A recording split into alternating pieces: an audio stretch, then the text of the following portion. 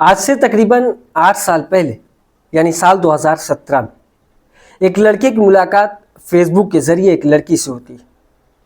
दोनों की बातचीत दोस्ती में बदलती, दोस्ती प्यार में, और फिर एक वक्त आता है जब ये दोनों एक दूसरे से शादी कर लेते हैं। शिमला ज़िले के रोहड़ू इलाके की रहने वाली एक लड़की जिसका नाम दिनेश्वरी उर्फ मीनू होता है, उसकी मुलाकात फेसबुक के ज़रिए एक उसी इलाके के रहने वाले लड़के जिसका नाम दिनेश उर्फ काकू होता है। इन दोनों की मुलाकात कुछ वक्त के लिए फेसबुक पे होती है।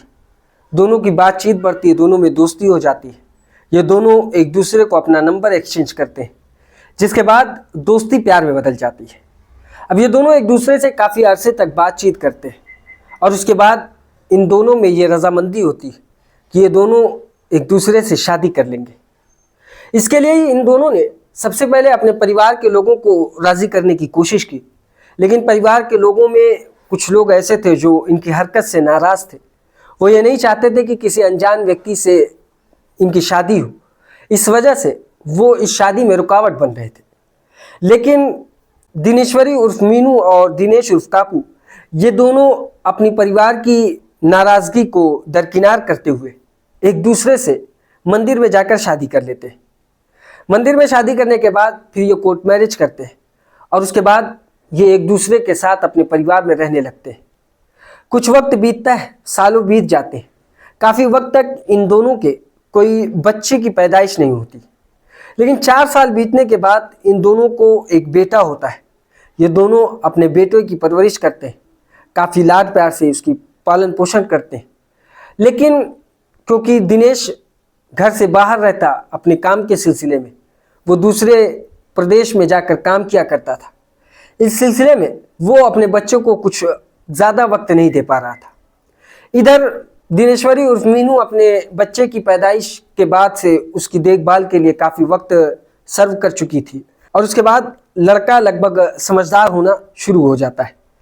इधर मामला कुछ ऐसा होता है कि एक दिन दिनेश्वरी उर्फ काकू अपने घर में अपने बच्चे के साथ एक ही चारपाई पर सो रही थी। जिसके बाद रात बीतती है और अचानक रात में बच्चे की नींद खुलती है। बच्चा किसी ज़रूरत के लिए अपनी माँ को जगाने की कोशिश करता है, लेकिन काफ़ी वक्त तक कोशिश करने के बाद जब माँ कोई रिस्पॉन्स नहीं देती तो फ़ौरन भागते हुए अपनी दादी के पास जाता है। जिसके बाद दादी भागते हुए कमरे में आती है जहाँ पर दिनेश्वरी उर्फ मीनू सोई हुई थी। उसे जगाने की वो कोशिश करती है, लेकिन उसके जगाने के बावजूद भी वो कुछ हरकत नहीं कर रही थी। जिसके बाद फ़ौरन ये समझ में आता है कि दिनेश्वरी उर्फ मीनू की मौत हो चुकी। अब ये मौत एक संदिग्ध परिस्थिति में हुई थी। किसी को समझ में नहीं आ रहा था कि आखिर दिनेश्वरी की मौत हुई कैसे, जबकि वो बीमार नहीं थी, कोई ऐसी एक्टिविटीज़ नज़र नहीं आ रही थी जिससे ये सोचा जा सके। इधर भीड़ घर के बाहर इकट्ठा होने लगी। अब इधर लोग कांटेक्ट करने की कोशिश करते कि जो दिनेश उर्फ काकू है उससे संपर्क हो जाए, तो उसे इसकी इत्तला दे दी जाए कि उसकी पत्नी की मौत हो चुकी है। लेकिन इस बीच जब दिनेश्वरी उर्फ मीनू के घर वाले आते हैं जहाँ पर दिनेश्वरी रहती थी, वहाँ आकर जब उस लाश को देखते हैं तो वो फ़ौरन ये शक जाहिर करते हैं कि उनकी बेटी की मौत नेचुरल नहीं बल्कि उसकी हत्या की गई है।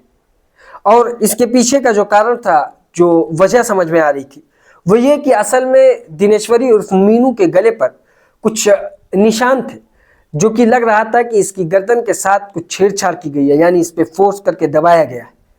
जिसके बाद फ़ौरन इसकी इत्तला वो पुलिस स्टेशन में देते हैं। पुलिस की एक टीम मौके पर पहुंचती है, बॉडी को अपने कब्जे में लेती है और पोस्टमार्टम के लिए भेजती है। जिसके बाद अब ये कोशिश की जा रही थी कि दिनेश को ये पता चल जाए कि उसकी पत्नी की मौत हो चुकी। इस कोशिश में गांव के लोग लगे, लेकिन अचानक पुलिस की पूछताछ में गांव के ही कुछ लोगों ने बताया कि उनमें से कुछ व्यक्तियों ने दिनेश को उसी रात इस गांव में देखा था। पुलिस जैसे ही ये सुनती है वो फौरन समझ जाती है कि कहीं ऐसा तो नहीं कि दिनेश्वरी उर्फ मीनू का हत्यारा है। अब इस सिलसिले में पुलिस तफ्तीश करती है। सबसे पहले दिनेश की CDR निकालती है, कॉल डिटेल रिकॉर्ड को, और निकाल कर ये चेक करती है कि आखिरी मरतबा किन किन से संपर्क किया, और उसी के साथ लोकेशन भी चेक किया जाता है। जब दिनेश का लोकेशन चेक किया जा रहा था तो उस वक्त ये समझ में आता है, ये पता चलता है पुलिस की टीम को कि दिनेश इस गांव में उस रात आया था। अब पुलिस जैसे ही ये देखती है, पुलिस को कंफर्म हो जाता है कि दिनेश्वरी उर्फ मीनू की हत्या दिनेश ने ही की। लेकिन इसके पीछे का कारण क्या हो सकता था, ये सोचकर पुलिस की टीम काफ़ी परेशान थी।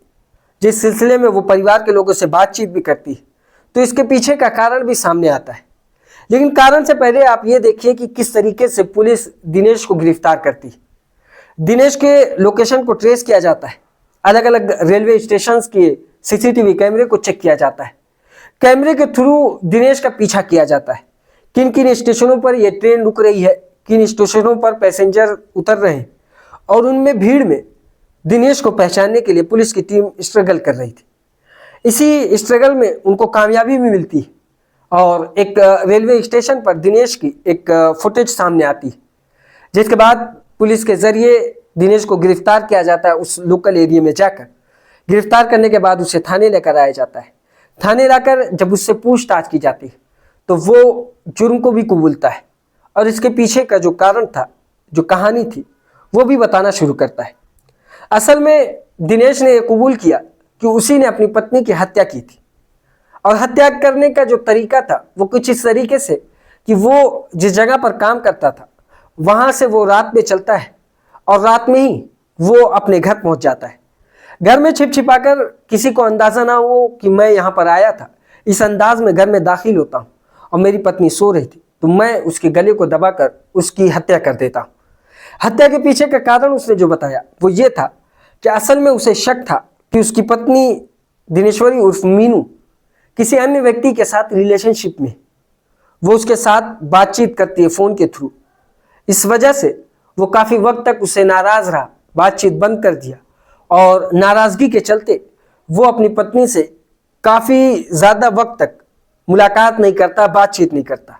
लेकिन जब दिनेश के मुताबिक पानी सर से ऊपर जाने लगा तो उसे बर्दाश्त नहीं हुआ और उसने ये प्लान किया कि वो दिनेश्वरी उर्फ मीनू की हत्या कर देगा। इसी सिलसिले में उसने उस रात उसकी गला दबाकर हत्या कर दी। ये थी आज की कहानी। इसी तरह की और कहानी सुनने के लिए हमारी इस वीडियो को लाइक करें, हमारे चैनल को सब्सक्राइब करें और बेल आइकन को ज़रूर दबाएं।